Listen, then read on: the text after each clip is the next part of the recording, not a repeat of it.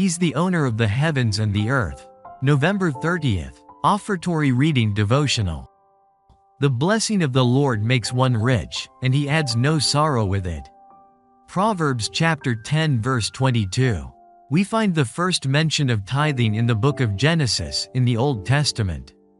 At the very beginning of chapter 14, there is a description of a fascinating meeting between Abram, the father of the Hebrew people, and a king named Melchizedek, who was the priest of God Most High.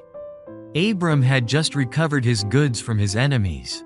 This priest gave him a special blessing, and as recorded in Genesis chapter 14 verse 20, Abram gave him a tenth of all. Here we see a grateful patriarch consecrating to God, through Melchizedek, a tenth of what he had gained. But before tithing, Abram received 3 valuable instructions from Melchizedek.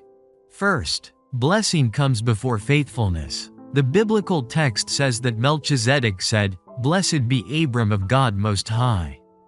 Genesis chapter 14 verse 19. Adventist theology believes that first God blesses, then, in response to God's blessings, we are faithful.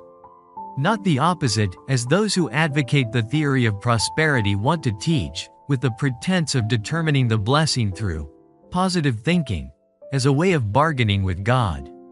Second, God owns everything. He is the possessor of heaven and earth. Genesis chapter 14 verse 20. Melchizedek was claiming that Abram would bring the tithes to the one who already owned everything that was in Abraham's hands.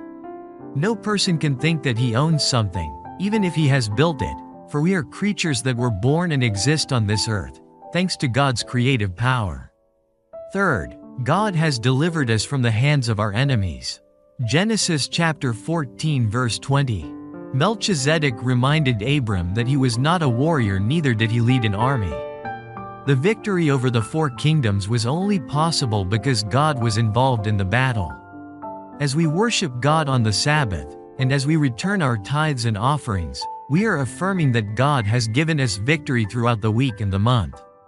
Appeal. Throughout the ages, the keeping of the Sabbath and the return of tithes and offerings became a sign of commitment to all who called upon the heavenly God. We are all called to share in God's bounty. He who is abundantly gracious wants for us to be gracious. He who pours out his blessings on us wants us to pour out our blessings on others as well.